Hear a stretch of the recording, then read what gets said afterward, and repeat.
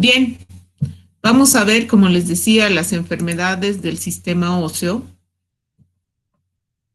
y pues para partir a hablar de las generalidades del sistema óseo o sistema esquelético, esto sabemos que su principal función es la de sostén.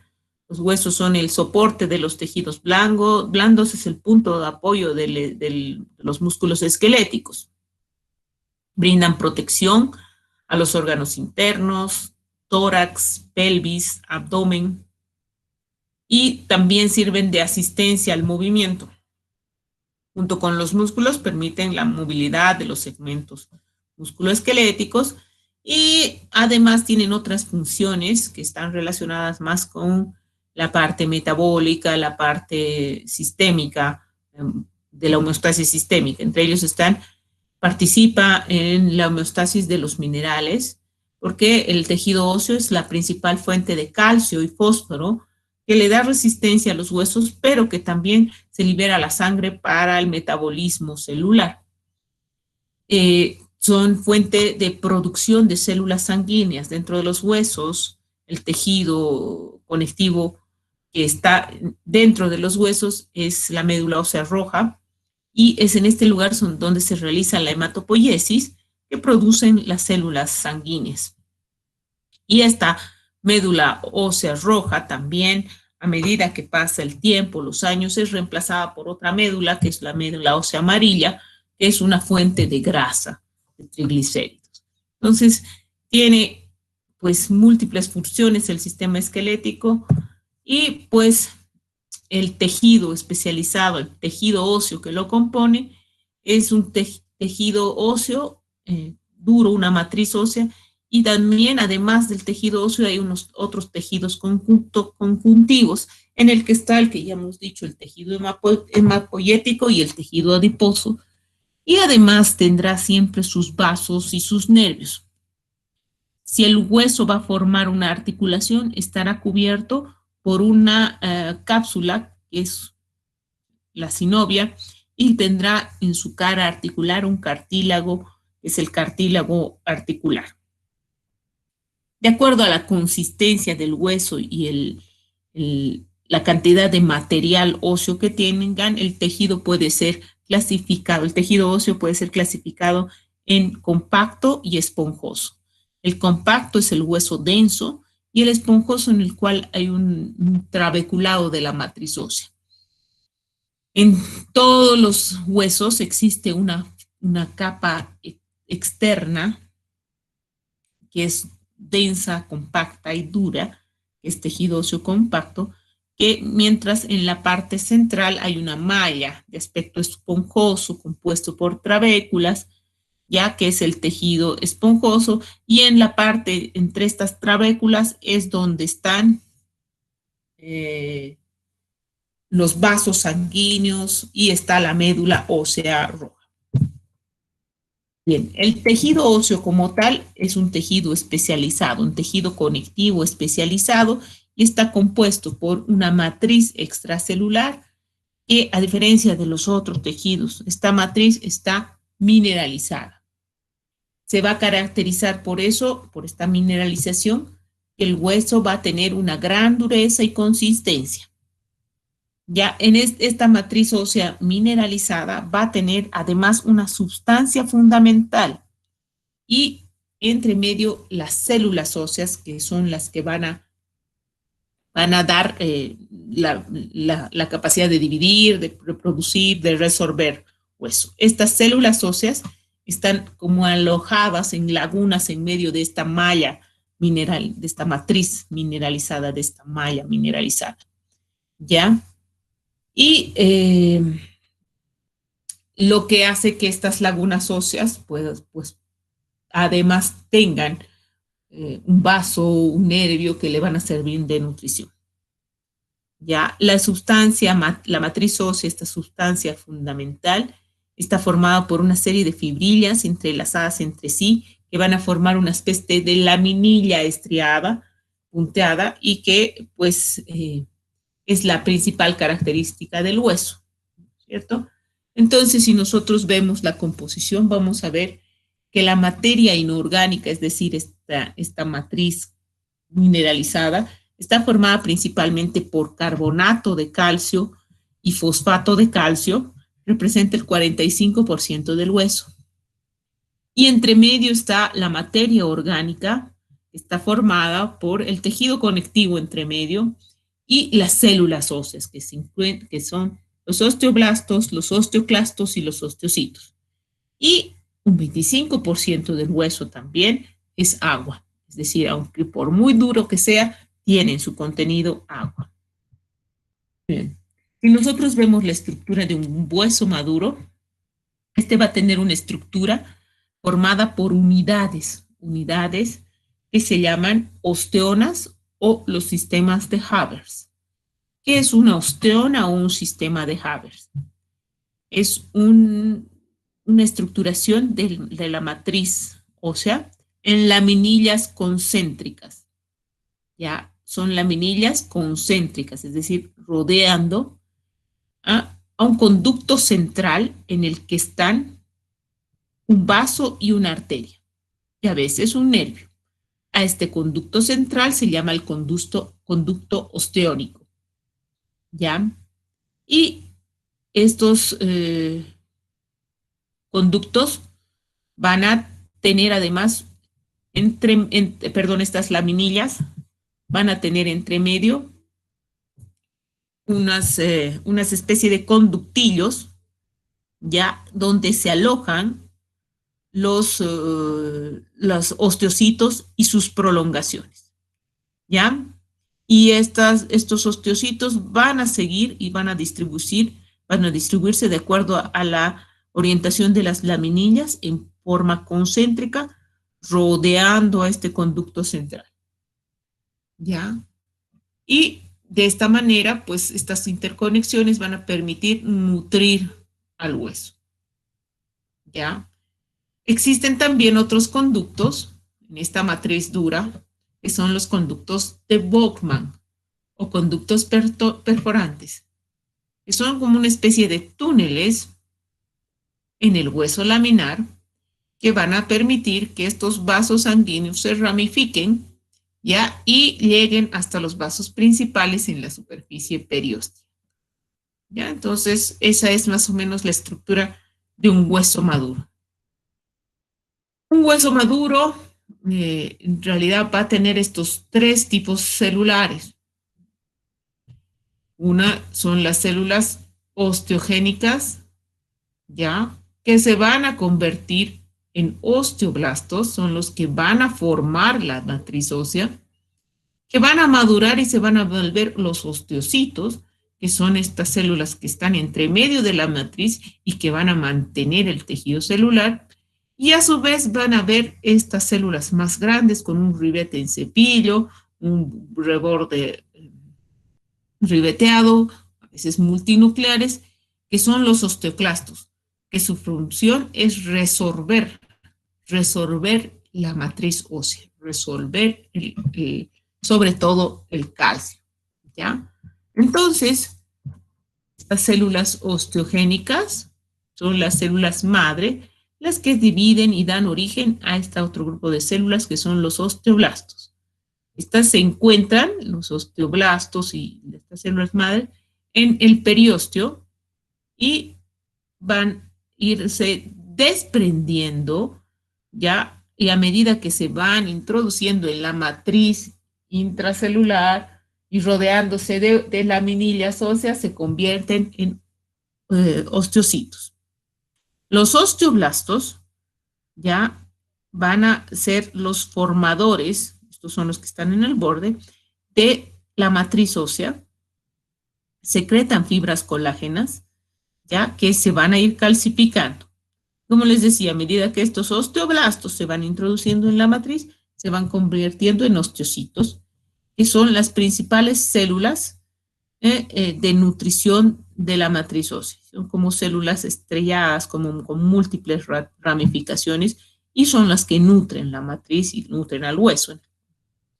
Y por último, estos grupos de células, las células osteoclásticas o osteoclastos, son los que van a resolver el hueso, son grandes, ¿ya? Y están igual en el endostio y de ahí resorben el hueso y son capaces de después redistribuir este calcio. Entonces, si vemos un esquema, ¿cómo se realiza la osificación? Aquí tenemos la matriz ósea, ¿ya? Y una matriz ósea recién formada, el osteoide. Y aquí está el endostio, están los osteoblastos, el osteoclasto y este vendría a ser el osteocito. Entonces, ya este es el mesénquima, este es piel, tejido. Entonces, en el hueso, donde empieza el hueso, están los osteoblastos, que son los que forman la matriz, y a medida que estos osteoblastos van siendo rodeados por esta matriz ósea, se convierten en estas células, los osteocitos, que son las células de nutrición, y en una parte también aparecen estas células grandes, que son los osteoclastos, ¿ya? Entonces, este fenómeno de resorción ósea y de formación se da durante gran parte de la vida y están en relativo equilibrio. Este proceso lo llamamos remodelación ósea. ¿Ya? La remodelación ósea es el proceso de reemplazo permanente del hueso, de hueso viejo por nuevo, y va a ser básicamente la resorción y la formación, ¿no es cierto? A lo largo de la vida se remodela el 5% de la masa ósea del organismo, tampoco todo. Y es un proceso que va a estar también dependiente no solamente de la actividad celular, sino del estado mineral y hormonal del organismo. Mineral, principalmente la cantidad de calcio, fósforo, flúor, magnesio, hierro y manganeso que hay en nuestro organismo. La presencia de vitaminas. ¿Qué vitaminas? Principalmente C, vitamina K, vitamina B12 y vitamina D, de dedo. Y un equilibrio también entre las hormonas, como ser los factores de crecimiento, las hormonas tiroideas y las hormonas sexuales. Entonces, todos estos elementos interactúan y mantienen un relativo equilibrio. Otro elemento que participa en la formación y resorción ósea es el ejercicio. El tejido óseo tiene capacidad de modificar su resistencia en respuesta al cambio y al estrés mecánico. Ya, eso es importante, estrés mecánico. Si se somete a tensión, ya una tensión muscular en un punto, esta tensión pasa al hueso y este hueso pues se fortalece y favorece el depósito de laminillas y de matriz y formación de hueso. ¿Ya? Si no hubiera estrés, este hueso no tiene ese estímulo para formar y lo que va a ocurrir es una resorción. Por lo tanto, un hueso que es sometido a tracciones, a tensiones, son los que van a permitir que se forme más y le den más dureza. ¿Cuáles son las principales tensiones en el hueso? Son las maniobras de tracción de los músculos esqueléticos y otro elemento importante es la gravedad, que quieras o no hace que tengamos que nuestros músculos mantener una cierta contracción para mantener la posición y hace que pues tengamos ese estímulo para formar hueso. Si no hiciéramos ejercicio, la disminución del ejercicio se ha visto que va a producir una pérdida ósea, porque estas fuerzas mecánicas están ausentes. Es importante también el tipo de ejercicio, porque la magnitud de la fuerza va a influir en la densidad ósea. Debido a la contracción muscular, ya es lógico que los ejercicios de resistencia sean los mejores para formar hueso. Ya si le pongo mayor resistencia que solo la gravedad, pues puede ser mucho mejor. Y si tenemos una reducción del ejercicio asociado a envejecimiento, eso es sinónimo de un problema, un desarrollo de una enfermedad en los huesos, que es la osteoporosis. Bien. Vamos a ver algunas patologías óseas que son las más frecuentes y entre ellas están las fracturas. ¿Qué es una fractura? Es la pérdida de la continuidad de un hueso.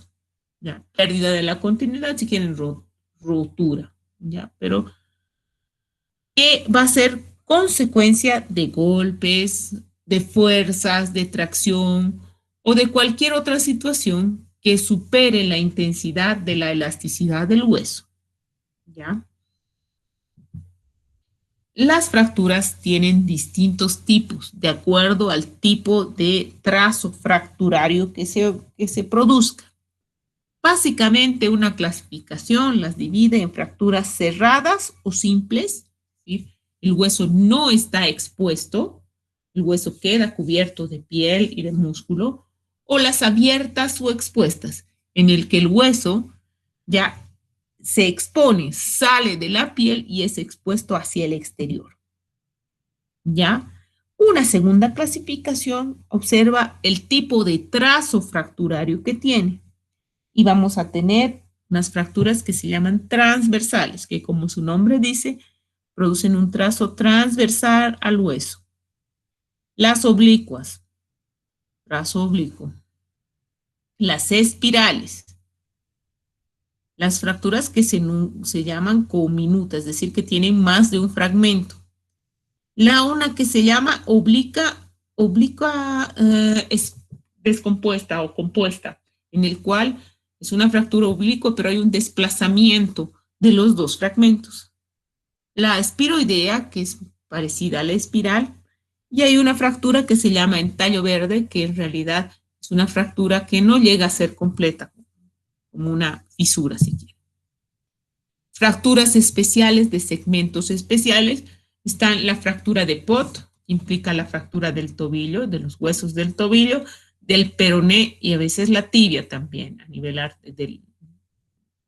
de la articulación, y la fractura de Coles, que implica la fractura de la muñeca, ya en el cual el radio, el cúbito y los huesos del carpo están involucrados. Bien, entonces las clasificaciones pueden ser varias de las fracturas por el estado de la piel, y hemos visto abiertas o cerradas. Por su etiología también tenemos una clasificación que pueden ser las fracturas habituales o comunes, las fracturas por insuficiencia o patológicas y las fracturas por estrés, que ya hemos visto. Por su desplazamiento, si no está desplazada, es decir, los dos trazos están en línea, si está angulada, si está desplazada o si está cabalgada. Por su localización, en qué parte del hueso, si es una epífisis, una diáfisis o una metáfisis. Y por su número de trazos, si hemos visto simple, multiplagmentaria, conminuta, y la dirección del trazo transversal, oblicua o espiroidea, ¿no es cierto? Entonces, son múltiples clasificaciones, pero que básicamente hacen referencia, las últimas sobre todo, a los trazos, y que de todas estas la más importante sería la etiología y el estado de la piel, porque de acuerdo a esas, evidentemente se van a definir conductas a seguir con el paciente. En la etiología, que les decía es un aspecto importante porque igual va a definir conducta, podemos dividir a las fracturas comunes o habituales, que son las que se deben a un trauma súbito. Es un hueso sano que como resultado de un trauma directo o indirecto se rompe, se fractura. Y eso es algo que nos puede pasar a todos, ¿no es cierto? Si el trauma tiene la suficiente intensidad para lograr eso, pues nos pasa a cualquiera. Un segundo grupo de clasificación etiológica o de causas de fractura están las fracturas por fatiga o estrés, ¿ya? En estas es un hueso sano igualmente, pero por la acción repetitiva de un trauma que no es lo suficientemente intenso como en el caso anterior, produce una fractura. ¿Ya? Esto es, por ejemplo, en deportistas muy común este tipo de fracturas. Y por último está la fractura patológica, que se produce en un hueso enfermo. En este caso, el hueso no es sano y se produce una ruptura de este hueso enfermo, que puede tener un tumor, un quiste, una masa. Se fractura por un trauma mínimo, o a veces espontáneamente el solo levantarse de la cama ya puede producir una fractura y esa se llama fractura patológica. Bien, la fractura por fatiga y estrés, como les decía, es el resultado de una fractura en un hueso sano por estímulos mecánicos repetidos, ¿ya? La variante de la fractura es la fractura por insuficiencia, en el cual un hueso es insuficiente cuando es un hueso frágil, un hueso débil, ¿ya? El sitio más frecuentemente afectado por esta fatiga o estrés es a nivel de los metatarsianos, ya en el cuello de los metatarsianos, ya, o las fracturas de tobillo. Esto sobre todo en deportistas, ya en que hay mucha carga, sobre todo los marchistas o los que corren largas distancias, ya soportan la carga del cuerpo en esos huesos y eso genera un estrés repetitivo. ¿Ya? Ahora, mientras este trauma repetitivo, pues se va a producir la fractura porque hay esta fuerza continua sobre el hueso. Se ha visto que los atletas, sobre todo los que corren o los que trotan, van a ejercer sobre esos huesos, como les decía, una fuerza que puede llegar a ser 3 a 8 veces mayor que solo el caminar. ¿Ya? Y eso, esa fractura en un hueso sano produce una fractura por fatiga. La diferencia es la que se llama fractura por insuficiencia. Es una persona que es relativamente activa, pero tiene huesos ya con inicio de fragilidad, como una osteopenia, o tiene una enfermedad metabólica, y este hueso no tolera un trauma que igualmente no es entendido como intenso, ¿ya? Y es porque este hueso ya tiene una alteración. La fractura patológica, ya esta es una fractura en un trauma por un hueso debilitado. Y en este caso ya hay una lesión visible preexistente que normalmente no causaría daño, pero porque el hueso ha ido avanzando, está tan frágil, se rompe. ¿Qué situaciones pueden dar una fractura patológica? La osteoporosis, un tumor, ya la formación de quistes óseos, una infección que hacen que el hueso se debilite, ¿ya? Estas fracturas patológicas se pueden producir ante el mínimo esfuerzo, ¿ya? O ante un movimiento no esperado, o sea, un movimiento usual y no se espera que produzca una fractura. Se sospecha una fractura patológica, obvio que cuando tomas, se produce una fractura por trauma mínimo y cuando tú tomas la imagen vas a ver que hay una línea fracturaria en una zona de densidad ósea normal. También debe sospecharse una fractura patológica cuando no puedes reconstruir mentalmente la línea del hueso. ¿Ya? Aquí, por ejemplo, en esta imagen se puede ver. Si yo trato de reconstruir mi línea de hueso, pues no, hay como que me falta. Y eso es porque este hueso ya de por sí era normal. En las fracturas patológicas existen una serie de causas predisponentes que están determinadas por sustancias, por situaciones patológicas que hacen que él disminuya importantemente la densidad del hueso. Entre ellas está, por ejemplo, ya hemos nombrado, quistes, tumores, osteopenia, osteoporosis. ¿Ya?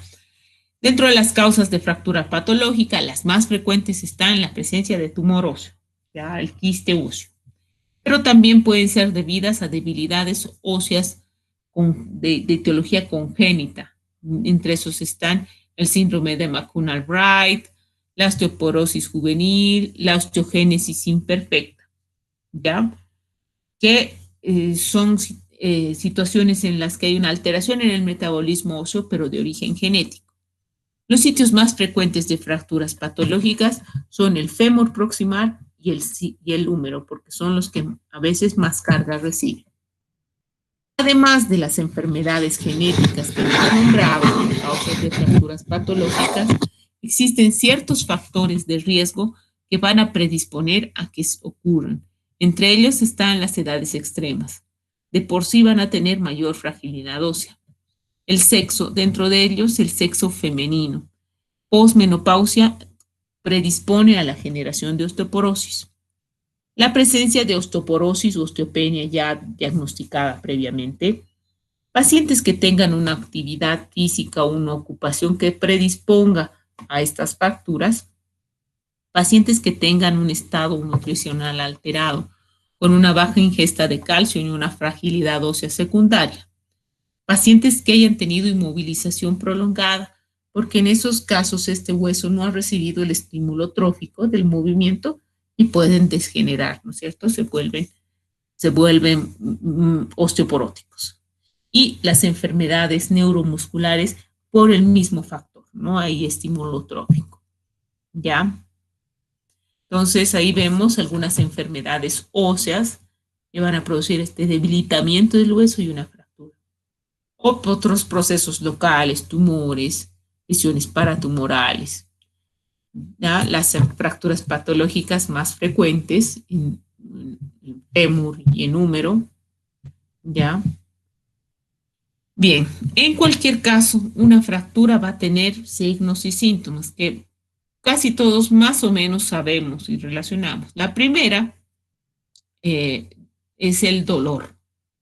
Obviamente va a depender del sitio donde se fracture, va a producir incapacidad funcional y una movilidad anormal del segmento, ¿ya? Básicamente puede también producir deformidad, ¿no es cierto? Eso es una característica, la deformidad, acortamiento de la extremidad, si es en la extremidad inferior, ¿ya? Y signos más característicos es los signos inflamatorios a veces que acompañan, equimosis, edema, rubor. Otro signo es la crepitación ósea, que es el ruido que hace al intentar movilizar por el roce de los huesos. Y también puede aparecer, además de signos inflamatorios, hematomas, ¿ya? Hematomas en relación a la fractura por ruptura de vasos y sangrado, ¿no es cierto? Entonces, creo que es muy fácil manifestar la fractura por los síntomas y los signos, ¿ya? Estas tumefacciones a veces pueden ser locales, no muy llamativas, y estar asociada a una fractura bastante importante. Y en otras situaciones la fractura es extremadamente obvia, ¿no es cierto? Solo de ver ya sale el hueso por la piel. Bien, entonces esa es una de las enfermedades del hueso más frecuente. Ahora vamos a ver la osteoporosis. ¿Qué es la osteoporosis? Es una enfermedad, pero no solamente una enfermedad de los huesos. Está calificado como una enfermedad sistémica, ¿ya? Es decir, que afecta a varios sistemas, en el que se produce una masa ósea. Hemos visto de qué está compuesta la masa ósea, con alteración en su arquitectura normal, resultado en un aumento de la fragilidad ósea y riesgos de fractura. Ya en el fondo es una enfermedad que va a producir una alteración en el tejido óseo que predispone a una fragilidad. La osteoporosis ya es un estado en el que el hueso ha sufrido una pérdida significativa de esta matriz y se ha vuelto frágil. Entonces, la OMS ha generado una clasificación ya operacional, así se llama, de osteoporosis, que nos permite distinguir a un grupo de pacientes que no tiene precisamente osteoporosis, pero que puede tenerla en un tiempo, ¿ya? Entonces, se define osteoporosis cuando una densidad ósea está menos del 2,5 de valor de la calificación T. Ya, 2,5 desviaciones estándar. Por debajo de eso se define osteoporosis. Ya, las personas que estén entre 1, menos 1 a menos 2,5, vamos a calificarlas como personas con osteopenia. No llega a ser osteoporosis, pero es un estado previo en el cual ya hay una disminución de la densidad ósea. Y obviamente cuando la densidad es de menos 2, ya es un umbral para que se pueda fracturar. Y la persona con densidad ósea normal va de 0 a menos 1. ¿Ya? Entonces, esta clasificación nos permite identificar este grupo grande de aquí acá que tienen osteopenia y que se puede de alguna manera frenar para evitar llegar a la osteoporosis. Bien, como les decía, la osteoporosis es una enfermedad sistémica que se caracteriza por una baja masa ósea, por deterioro de la microarquitectura. Es la causa más común de fracturas, ojo, y afecta al 20% de las mujeres, principalmente posmenopáusicas. Se estima una población de 7,8 millones de personas que van a tener osteoporosis y se cree que esto con el tiempo va a ir aumentando el número. ¿Por qué? Por las características de vida de nuestra sociedad. El riesgo de por vida de sufrir una fractura a partir de los 50 años ya es de 40% para las mujeres, siendo mucho más baja para los hombres. Y esto es porque en este grupo etario de 50 para arriba, las mujeres posmenopáusicas tienen un riesgo elevado de tener osteoporosis. ¿Qué es lo que pasa? ¿Por qué se produce la osteoporosis? El hueso es un tejido que ya hemos visto, está en continua formación. Se resorbe y se forma también al mismo tiempo. Ya estos procesos están, como les decía, regulados por distintas circunstancias. Ya la formación y la resorción. Entre la dieta, el consumo de calcio y vitamina D, el estímulo trófico por el ejercicio y el estímulo hormonal. ¿Qué es lo que ocurre? Normalmente nosotros estamos en un equilibrio con estas hormonas, el estímulo y la nutrición y alcanzamos el pico, o sea, lo máximo casi de formar masa ósea entre los 25 y 30 años de vida. ¿Ya?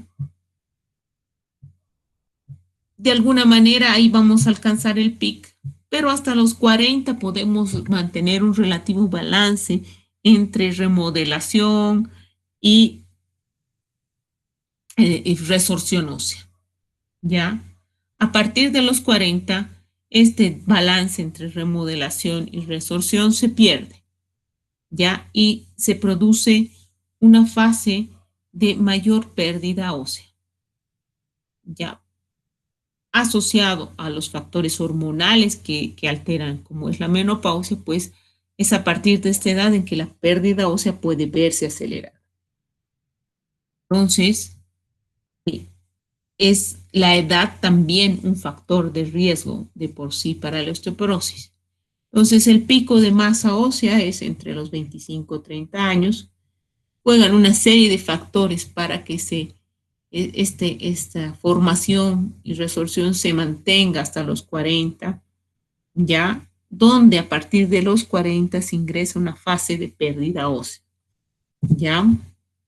Entonces, ¿por qué ocurre eso? Principalmente en las mujeres, se asocia a la disminución del estímulo hormonal, de los estrógenos.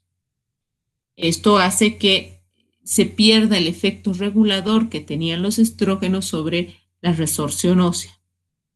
Esto hace que la resorción ósea se acelere, se reabsorbe más hueso, pero no se forman nuevos huesos, hay un desequilibrio entre los osteoclastos y los osteoblastos, asociado además que de por sí hay un consumo menor de calcio, ya que esto es un estímulo para activar los osteoclastos a través de la hormona paratiroidea, ¿ya?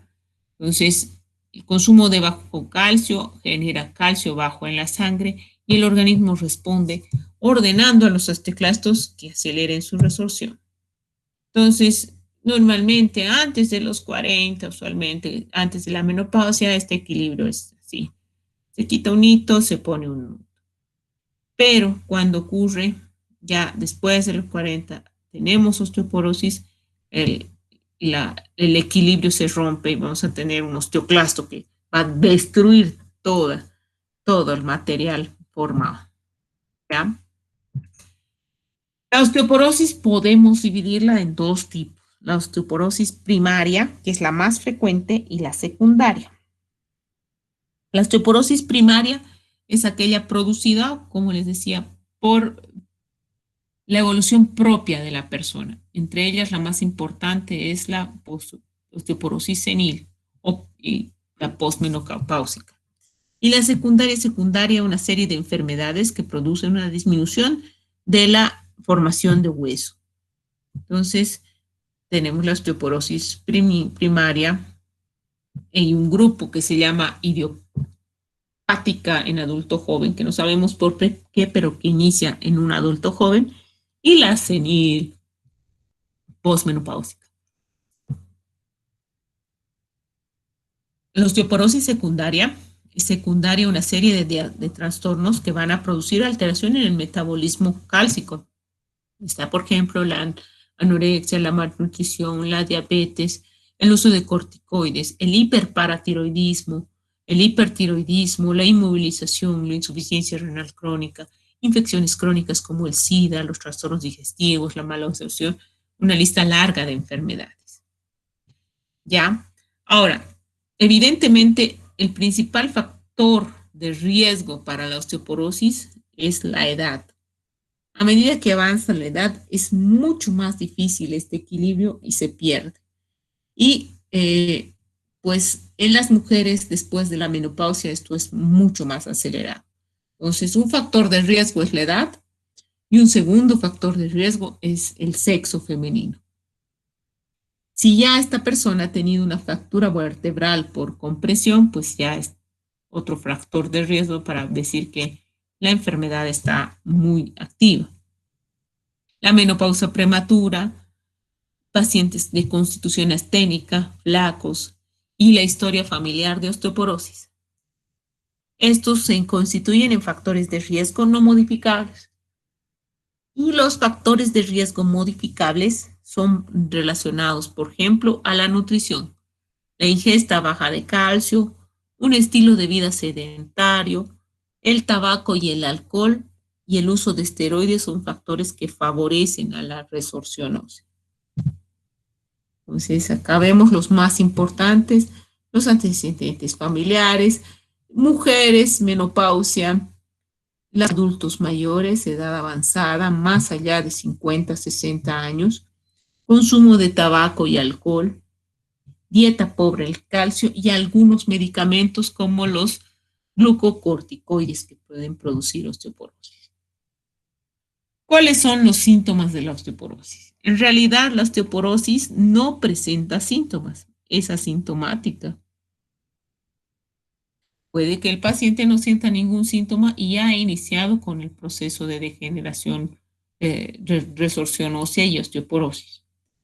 Nos puede ayudar mucho una historia clínica completa con un interrogatorio a buscar esos factores de riesgo que hemos dicho. ¿Ya? Entonces, como les decía, 50 años, 40, 50 es la límite. En las primeras etapas no va a haber ningún síntoma, pero a medida que la enfermedad avanza, pueden aparecer síntomas. El principal, el dolor y la sensibilidad ósea. Ya el paciente se queja de un dolor sordo, profundo, dolor de huesos. El segundo síntoma es algo que ya traduce una osteoporosis sí o sí es las fracturas patológicas. Ya cualquier fractura patológica representa una alerta, un dato de osteoporosis. Otro signo es la pérdida de talla. ¿Ya? Esto ocurre por aplastamiento, por osteoporosis de los cuerpos vertebrales, que hacen que pueda disminuir de talla la persona. Puede llegar a disminuir de talla hasta unos 10 centímetros. Otros dolores, no solamente dolorosos, sino lumbalgia, por ejemplo, que puede ser secundaria a las fracturas de los cuerpos vertebrales.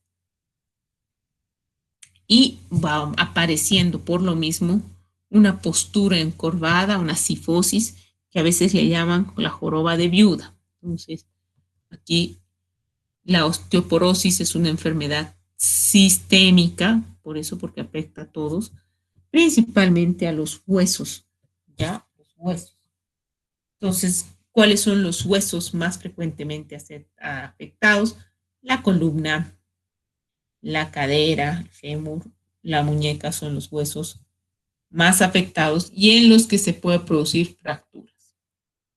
Entonces, a nivel de las vértebras, las fracturas se producen a nivel de los cuerpos vertebrales y estos van a generar que haya aplastamientos, deformidades que pueden producir compresiones nerviosas y dolores neuropáticos, ya pueden producir dolor lumbar, dolor de espalda y con el tiempo van a producir esta joroba por angulación, por reacomodación de las vértebras. Ya la osteoporosis vertebral, que usualmente se ve así, es un hueso casi transparente. Aquí hay uno, ¿ve? Y ha quedado aplastado por los otros dos cuerpos vertebrales. La mayoría de estas deformidades, aplastamientos vertebrales, se producen por fracturas en el cuerpo vertebral. De estas fracturas, el 85% van a ser sintomáticas, pero el signo más característico es dolor de espalda, ¿no es cierto? Y a veces no siempre se pueden diagnosticar, ¿ya? En un 15%, estas fracturas pueden no ser diagnosticadas porque los síntomas que presentan son muy leves o a veces no hay. Hasta el 50% de las mujeres mayores de 80 años van a tener una fractura, fisura, si quieren así, en la columna vertebral. Y muchas veces son más de una, son múltiples. La edad más frecuente de producción de estas fracturas es alrededor de los 65 años. Ya estos, en total de todas las fracturas por osteoporosis, representan el 20 a 30%. Siempre van a ser más frecuentes en mujeres y la característica es el dolor, aunque a veces pueda no haber dolor y solo deformidad. Bien.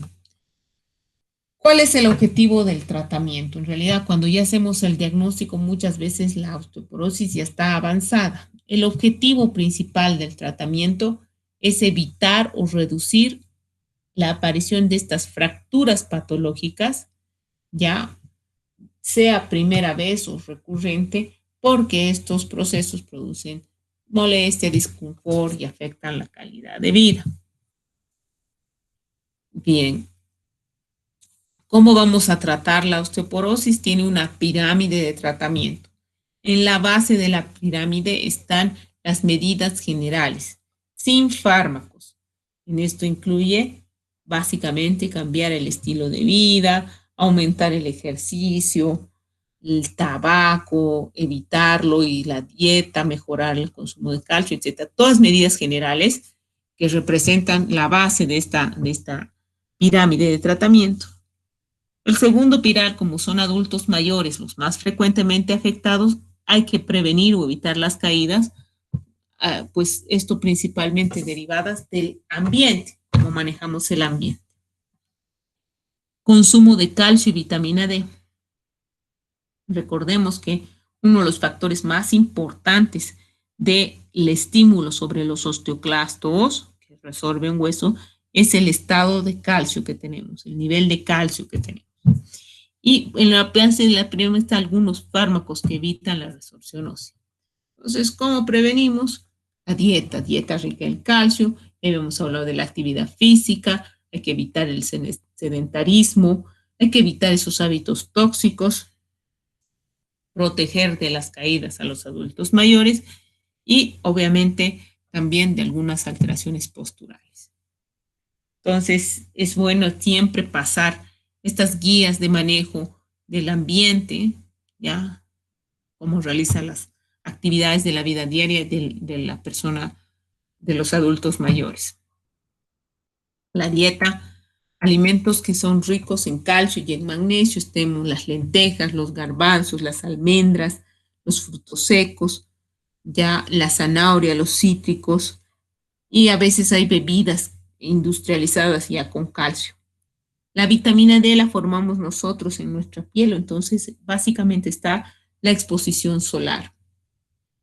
Otros factores, además, que favorecen el depósito del calcio son la actividad diaria, actividad física, y la reducción de la sal en la dieta.